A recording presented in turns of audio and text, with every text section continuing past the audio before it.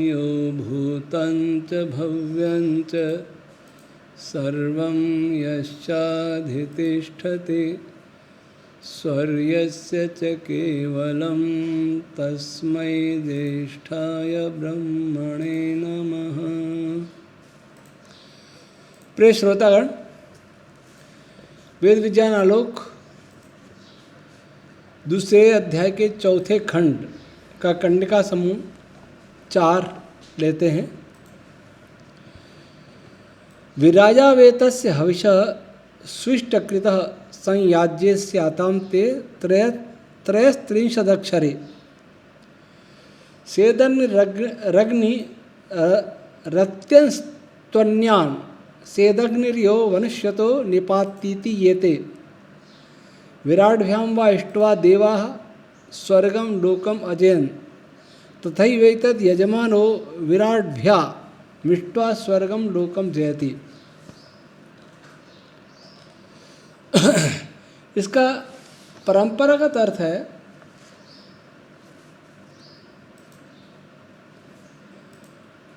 इस प्रायणिष्टि की स्विष्कृत आहुति के लिए 33 अक्षरों वाले 2 संयाज्य मंत्र विराट छंद में होना चाहिए। और 2 मंत्र हैं सेदग्निरग्नि रत्यंस्त्वन्यात्र्यवाजी तनयो वीडपाणि सहस्रपाथा अक्षरां समेति ऋग्वेद 7:1-14। और दूसरा मंत्र सेदग्निर्यो वनुष्यतो निपाति समेत धार मंहस उरुष्यात् स्तु जातासः परिचरन्ति वीराः ऋग्वेद 7:1-15।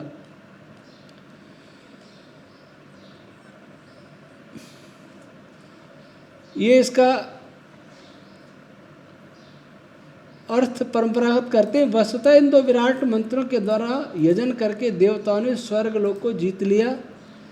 इस प्रकार यजमान भी 2 विराट मंत्रों के द्वारा यजन करके स्वर्ग लोक को जीत लेता है। यहाँ सर्वत्र स्वर्गलोक की चर्चा होती है। देवताओं ने इन मंत्रों के द्वारा स्वर्ग को जीत लिया, इसलिए इन देवताओं के इन मंत्रों के यजन से हम भी स्वर्ग को जीत लेंगे। स्वर्ग क्या है ये कोई नहीं जानता, अर्थात कोई जानने का प्रयास ही नहीं करता। स्वर्ग लोक मोक्ष माना जाए तो इन 2 मंत्रों से मोक्ष हो जाएगा। देवता भी मोक्ष को गए, हम भी मोक्ष को चले जाएंगे। इस प्रकार की कल्पित मान्यताओं ने हमको अकर्मण्य बना दिया, पुरुषार्थहीन बना दिया और चरित्र से भी गिरा दिया कि जब 2 मंत्रों से ही मोक्ष मिल जाता है तो यम नियम पालन करने का अर्थ क्या है, क्यों करने? सारे पाप करें और ये 2 मंत्र बोल लें, और भी अनेक आते हैं, स्वर्गलोक प्राप्त कर लेंगे। ये ब्राह्मण ग्रंथ और वेदों की इस प्रकार की दुर्दशा हुई है। चलिए अब हम अपना अर्थ करते हैं। पूर्व में प्रकरण चल रहा था किस प्रकार से तारों के अंदर सूक्ष्म कण केंद्रीय भाग की ओर जाते हैं, किस प्रकार से 2 संयोज्य कण एक दूसरे से संयुक्त होने के लिए आगे बढ़ते हैं, किस किस प्रकार की प्रक्रिया होती हैं, वही प्रकरण आगे चल रहा है। केंद्रीय भाग की ओर जाने में अथवा 2 कणों के संयोग के समय ये 2 मंत्र भी उत्पन्न होते हैं। इनमें एक पुरोन वाक्य और याज्ञा, दूसरा याज्ञा है। इसे हम पहले बता चुके हैं। सायण ने इन 2 मंत्रों को पुरोन वाक्य और याज्ञा माना है, क्योंकि और ये कहाँ से माना? सायण ने नहीं, असल में ये महर्षि अत्रि महिदास जी ने माना है। आश्वलन श्रोत सूत्र में भी सेदग्नि रग्नि रत्यस्त्वन्यानिति 2 संयाज्ये ये सूत्र दिया है। वह भी यही बता रहा है इन दोनों ऋचाओं का ऋषि वशिष्ठ है, अर्थात ये दोनों छंद रश्मियाँ प्राण नामक प्राण तत्व से उत्पन्न होती हैं। प्राणो वशिष्ठ, प्राण ही वशिष्ठ है। वशिष्ठ कहते हैं जो बसाने वालों में सबसे श्रेष्ठ होता है, उसे वशिष्ठ कहते हैं। क्योंकि सभी 5 प्राणों में अथवा कहें तो 10 प्राणों में जो प्राण नाम का प्रथम प्राण तत्व है वो सबसे मुख्य प्रधान है। वही सब प्राण रश्मियों को वसाने में, क्रियाशील करने में सबसे उत्तम कार्य करता है, यह सबका आधार है, इसलिए उसको वशिष्ठ कहा जाता है।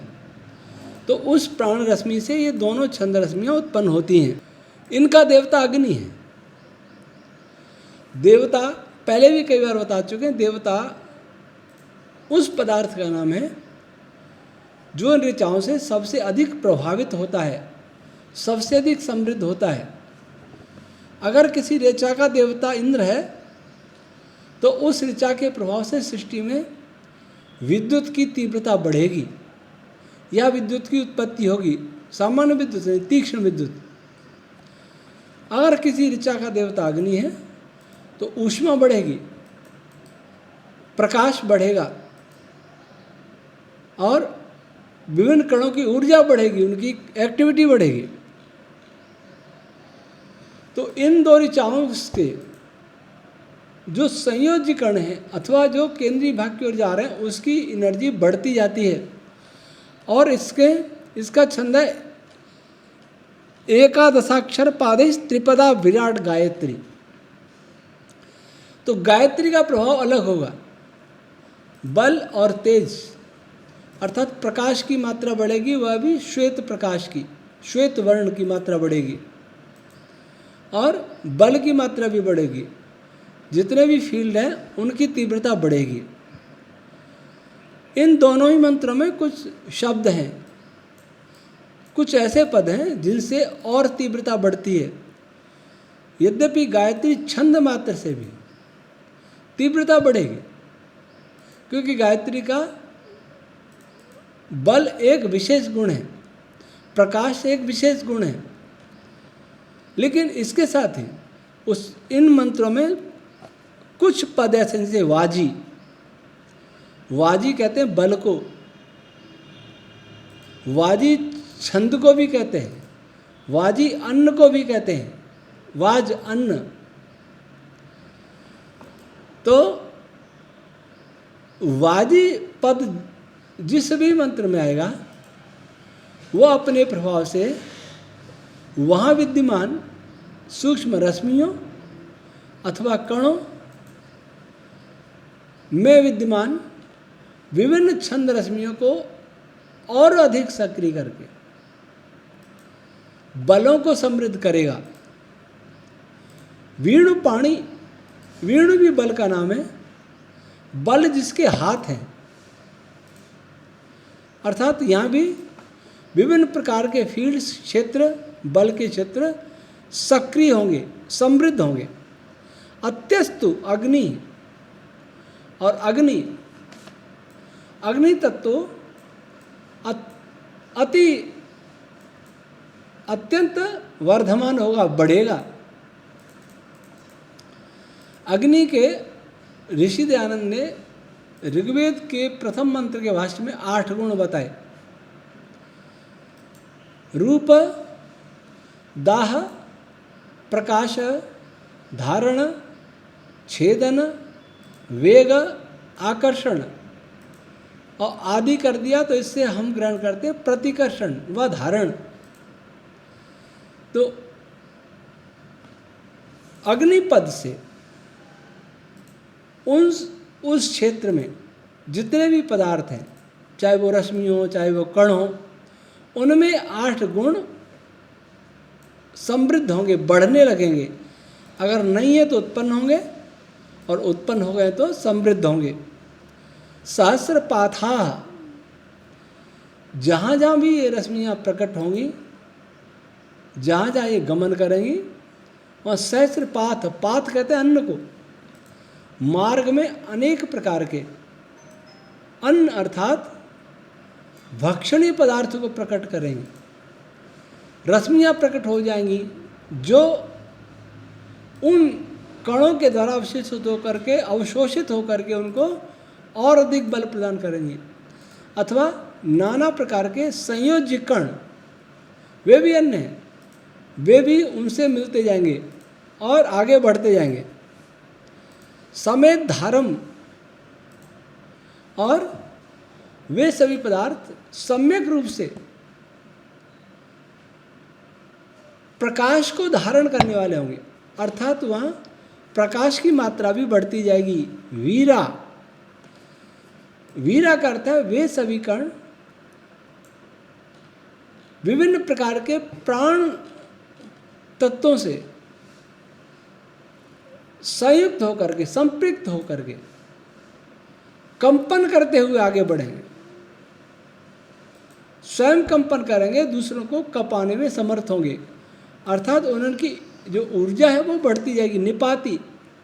और इस प्रकार की ऊर्जा वाले उस यजन प्रक्रिया का रक्षण करने वाले होंगे, अर्थात यजन प्रक्रिया उनसे बढ़ेगी, 2 या 2 से अधिक कणों के मध्य हो अथवा तारों के केंद्रीय भाग में हो। इस प्रकार से जब अधिक ऊर्जा हो जाएगी तो वे कण विभिन्न बाधक पदार्थों को पार करते हुए, चाहे वो पदार्थ अनावश्यक कण हो जो केंद्रीय भाग में नहीं जा रहे, जिनका संलय नहीं हो सकता, लेकिन तारे में हैं, उनको भी पार करके निकलते जाएंगे, अथवा जो बाधा डालने वाले हैं उनको भी पार करते हुए निकलते जाएंगे।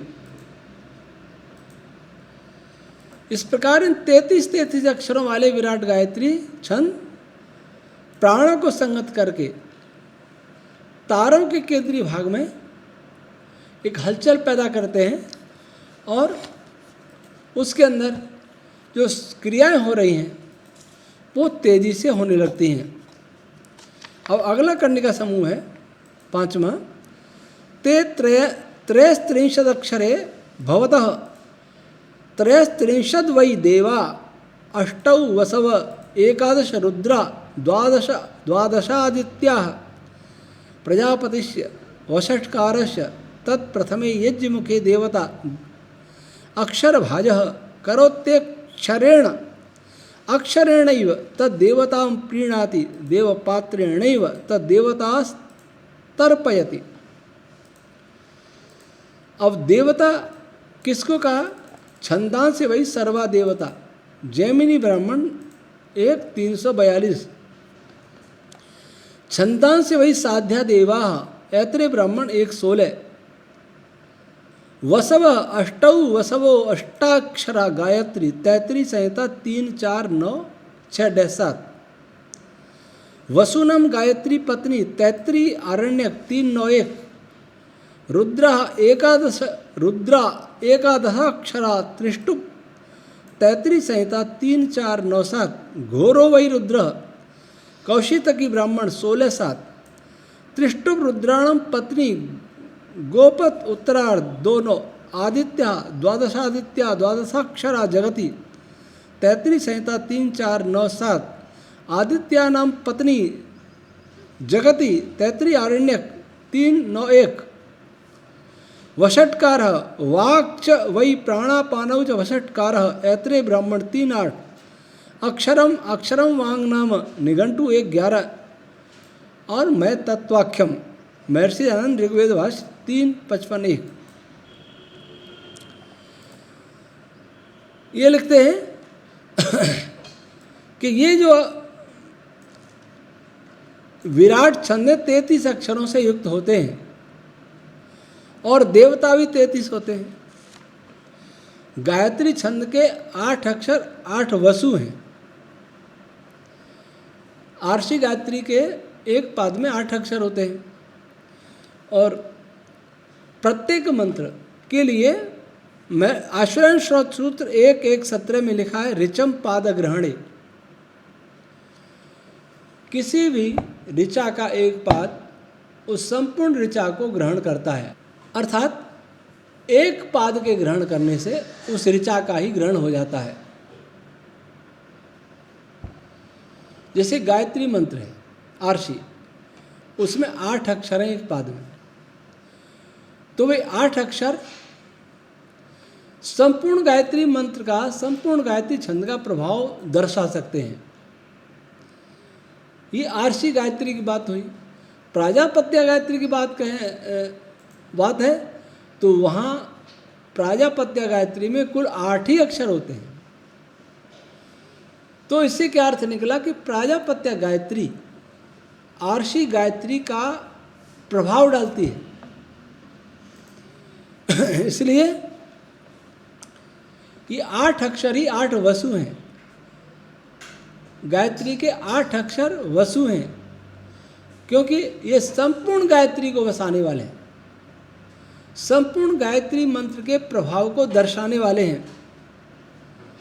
और त्रिष्टुप के 11 अक्षर, आर्षि त्रिष्टुप में 44 अक्षर होते हैं और इसमें 4 पाद होते हैं, इसलिए एक पाद में 11 अक्षर हुए। तो त्रिष्टुप छंद रश्मि का, त्रिष्टुप छंद का एक पाद संपूर्ण त्रिष्टुप छंद के प्रभाव को दर्शा सकता है। ये इनको रुद्र बताया, एकादश रुद्र, ये 11 अक्षर रुद्र रूप होते हैं, अर्थात तीक्ष्ण, ध्वनि उत्पन्न करने वाले और तीक्ष्ण बल उत्पन्न करने वाले होते हैं। और द्वादश आदित्य, आदित्य 12 होते हैं। जगती, आर्षि जगती में 48 अक्षर होते हैं और एक पाद में 12 अक्षर होते हैं, और वे 12 अक्षर संपूर्ण 48 मंत्रों का प्रभाव दर्शा सकते हैं। उनको कहा है आदित्य। ये 12 अक्षर संपूर्ण जगती छंद को दर्शाते हैं, उसका प्रभाव दर्शाते हैं। इनको आदित्यों की पत्नी कहा, अर्थात ये संपूर्ण आदित्य का पालन करने वाले होते हैं, रक्षण करने वाले होते हैं। आदित्य अर्थात सूर्यलोक अथवा सूर्य की किरणें। और यह वसटकार है, उसका अर्थ है वाक तत्व, अक्षर विवाक। तो लिखते हैं ये जो 33 अक्षर हैं वे गायत्री, त्रिष्टुप और जगती, इनके प्रभाव को दर्शाते हुए वसु, रुद्र और आदित्य, इन तीनों को भी समृद्ध करते हैं, सक्रिय करते हैं, जिससे विभिन्न क्रियाएं तेजी से होने लगती हैं, तीव्र ध्वनियाँ उत्पन्न होने लगती हैं और बाधक पदार्थों को नष्ट होने की प्रक्रिया भी प्रखर होने लगती है। ऊर्जा का उत्सर्जन, अवशोषण, इसी प्रकार के से इलेक्ट्रॉन का उत्सर्जन और अवशोषण, अर्थात विभिन्न आयनों के मध्य क्रियाएं सक्रिय होने लगती हैं इन 2 छंद रश्मियों के द्वारा। और इन 33 अक्षरों के द्वारा गायत्री, त्रिष्टुप और जगती, ये तीनों प्रकार के छंद उस क्षेत्र में हों तो वे तीनों ही प्रकार के छंद और भी सक्रिय हो जाते हैं, जिससे विभिन्न प्रकार के बलों में वृद्धि होती है और संयोग की क्रियाओं में भी तीव्र वृद्धि होने लगती है। इस प्रकार यह दूसरे अध्याय का 4था खंड आज समाप्त होता है। अगली बार प्रारंभ करेंगे दूसरे अध्याय का 5वां खंड। ओम शम।